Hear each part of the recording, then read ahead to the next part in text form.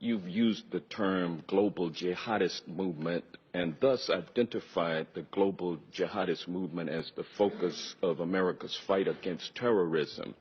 Isn't it a fact that the global jihadist movement is very closely linked to the teachings of Wahhabism?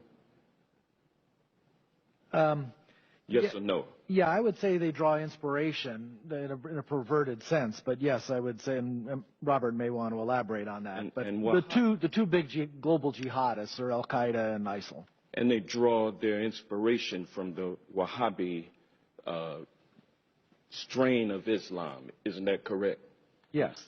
And the Wahhabism is a 18th century offshoot of Sunni Islam, which began in the land that has come to be known as Saudi Arabia. Isn't that correct?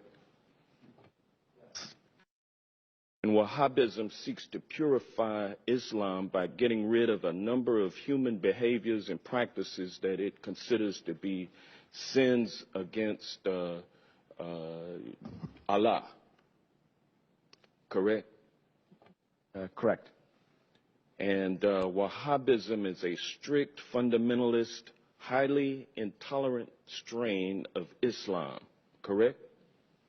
Yeah. Correct?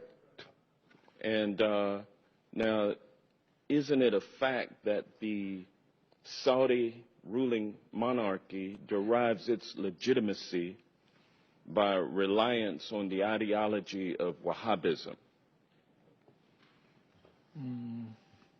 You want to? The Saudis are riding a tiger.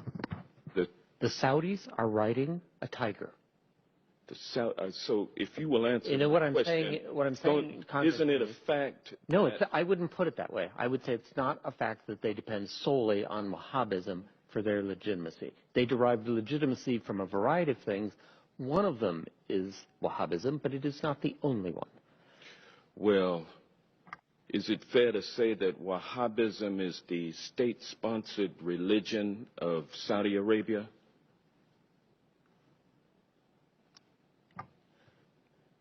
Yes, the Saudi government sanctions Wahhabi imams in their major mosques. Well, as a matter of fact, the Saudi monarchy promotes Wahhabism through official state-sponsored mosques and through religious schools known as madrasas all over the world. Isn't that correct?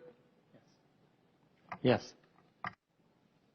And isn't it true that the Saudi government, Wahhabism throughout the world, based on its oil and gas revenue?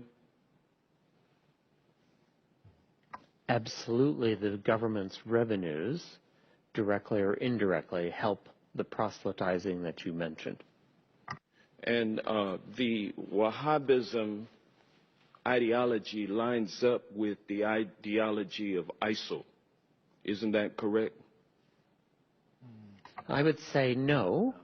For example, the Wahhabis in Saudi Arabia, the official ones, do not kill Shia. They persecute them. They do not have equal rights. They do not have equal rights, but they don't kill them.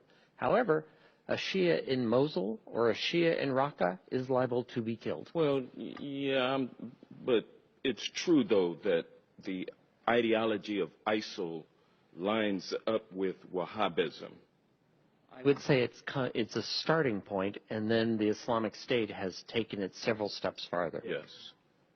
And is it fair to say that Saudi support for the teachings of Wahhabism create fertile ground for ISIL recruitment efforts? I think Saudi promotion of Wahhabism is absolutely a problem in terms of Islamic State recruitment.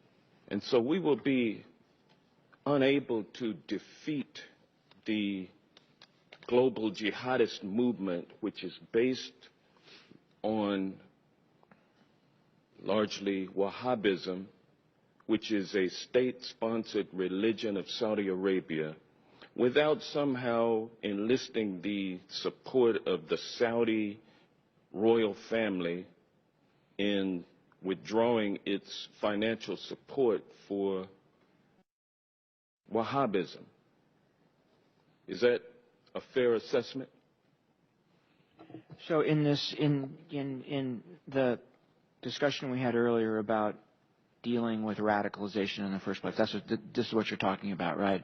I think Saudi Arabia is a center of where that needs to take place.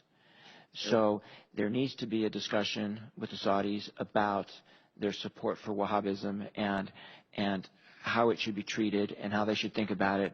So absolutely right. What was the latest amount of arms that we sold to Saudi Arabia? The latest shipment, I think it was, what, $100 million worth of arms? Well, there's support for the campaign in Yemen, but the arms sales that occur periodically are in the billions of dollars. Thank